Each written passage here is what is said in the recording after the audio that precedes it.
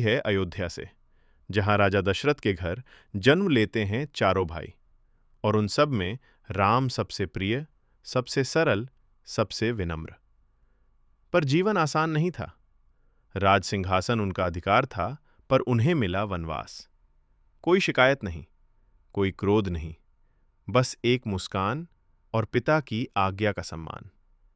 वनवास के कठिन रास्तों में जहां कांटे थे, अंधेरा था और खतरे थे, वहां भी राम का हृदय शांत रहा, क्योंकि उन्होंने खुद से कहा था, धर्म कठिन हो सकता है, पर गलत कभी नहीं हो सकता। सीता माता को हर लिया जाता है, हर कोई होता तो टूट जाता, बिखर जाता, लेकिन राम नहीं। उन्होंने बदला नहीं लिया, उन्होंने धर्म का संग्राम लड़ा।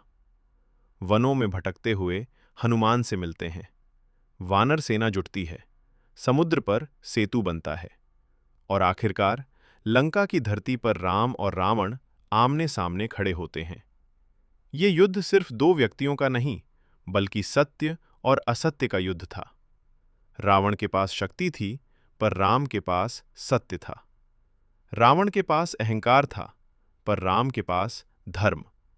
और अंत में जीत राम की होती है, क्योंकि सत्य की हार कभी नहीं होती। राम की कहानी सिर्फ इतिहास नहीं, हमारे अंतर्मन की कहानी है। जब हम कठिनाइयों से गुजरते हैं, जब जीवन हमें परखता है, तो हर पल ऐसा लगता है जैसे हम अपने भीतर के रावण से लड़ रहे हों।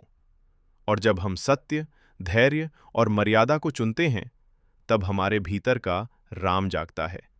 क्योंकि राम जी सिर्फ एक भगवान नहीं, बल्कि एक आदर्श हैं, एक मार्ग हैं, एक प्रकाश हैं। जय श्री राम।